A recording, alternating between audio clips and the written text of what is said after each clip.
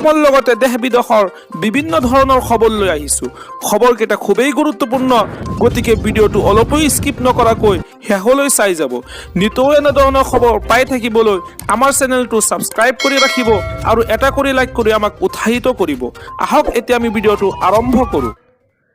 এই মুহূৰ্তৰ কেইটামান গুৰুত্বপূৰ্ণ খবৰ। উচতনিমূলক মন্তব্য দিয়া লোকক বিশা হ'ব 1 লাখ টকা পৰ্যন্ত জৰিমনা। কৰ্ণাটকৰ কংগ্ৰেছ চৰকাৰে আনিলে ঘৃণামূলক ভাষণ বিৰোধী আইন। বিধানসভাত হেড স্পীচ হেড ক্ৰাইম বিৰোধী বিধেয়ক উত্থাপন কৰা হৈছে। ঘৃণামূলক ভাষণ দিলে প্ৰথমে 1 পৰা 7 বছৰ জেল দিয়া হ'ব আৰু বিশা হ'ব 50,000 টকা পৰ্যন্ত জৰিমনা। বাৰে বাৰে এনে অপৰাধ কৰিলে 1 লাখ টকালৈ জৰিমনাৰ লগতে 10 বছৰ পৰ্যন্ত দিয়া হ'ব কাৰাদণ্ড। এই আইনৰ বিৰোধিতাৰে সদনত হুলস্থুলীয়া পৰিৱেশৰ সৃষ্টি কৰে বিজেপিয়ে। এই আইনে বিজেপিৰ নেতাসকলক টাৰ্গেট কৰি উত্থাপন কৰা হোৱা নাই বুলি মন্তব্য কৰিছে ৰাজ্যখনৰ গৃহমন্ত্ৰীয়ে।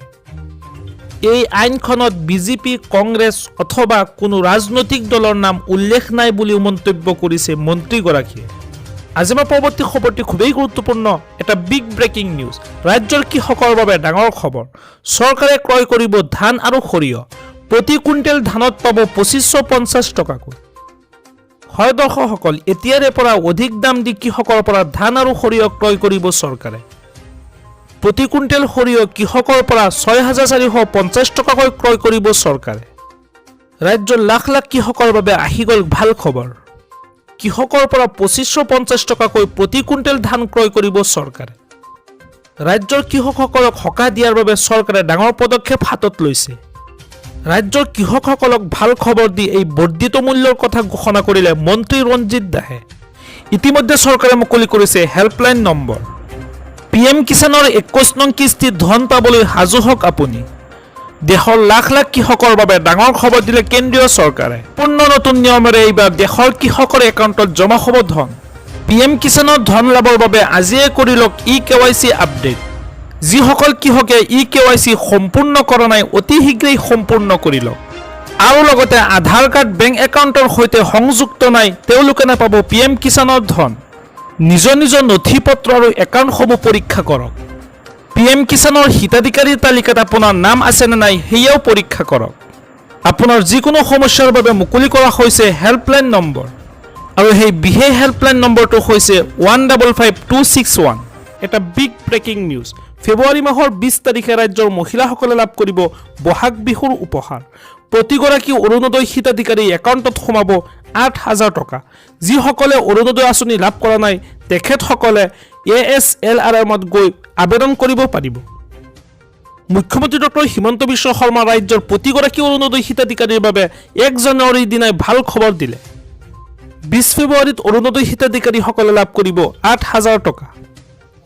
ৰাজ্যৰ প্ৰতিগৰাকী অৰুণোদয় হিতাধিকাৰীক বহাগ বিহুৰ উপহাৰ হিচাপে চৰকাৰে দিব এই ধন। মুখ্যমন্ত্ৰী ডক্টৰ হিমন্ত বিশ্ব শৰ্মা ঘোষণাৰ পিছতে এতিয়া উৎফুল্লিত হৈ পৰিছে ৰাজ্যৰ মহিলাসকল। অৰুণোদয় আঁচনি এই ধন লাভ কৰিবলৈ 20 ফেব্ৰুৱাৰীলৈকে অপেক্ষা কৰিব লাগিব। একেলগে 8000 টকা লাভ কৰি মহিলাসকলে কৰিব পাৰিব বহু কাম।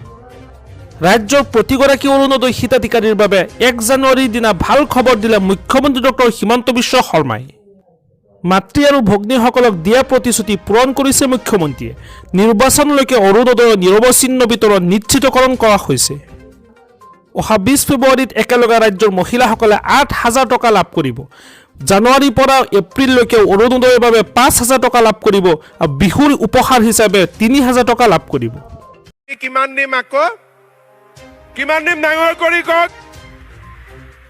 এই 8000 টকাটো দি আপোনালোকে চলি পলি কাপোৰ দিব পাৰে আৰু আপোনালোকে নিজেও কাপোৰ কিনিব পাৰে, হ'ব, সেইটোত মোৰ আপত্তি নাই। এই 10000টো আমি ভাল কামত খৰচ কৰিম। সেই 8000টো যেনেকে বিচাৰে তেনেকে খৰচ কৰিম, হ'ব। গতিকে আপোনালোকক আমি সহায় কৰি গৈ থাকিম, আপোনালোক আগবাঢ়ি গৈ থাকিব। আজি আপোনালোকে চিন্তা কৰক, আমাৰ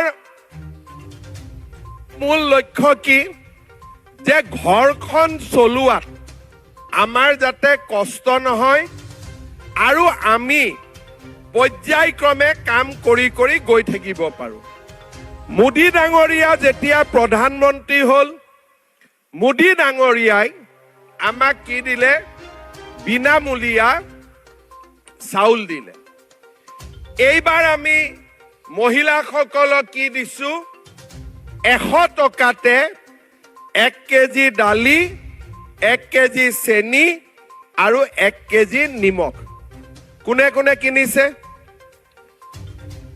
সবে কিনিছে বা দালি চেনি নিমখখিনি বিনা পইচাতে কৰি দিম 100 টকাটো আৰু দিব নালাগে ভাল হ'ব না বেয়া হ'ব ভাল হ'ব এতিয়া আমি ছোৱালীবিলাকক পঢ়িব পইচা দি আছো 1 ফেব্ৰুৱাৰীৰ পৰা ল'ৰাবিলাককো পঢ়িব পইচা দিম তাৰ মানে কলেজত ল'ৰা ছোৱালীৰ এডমিশনৰ ফিজ দিব নালাগে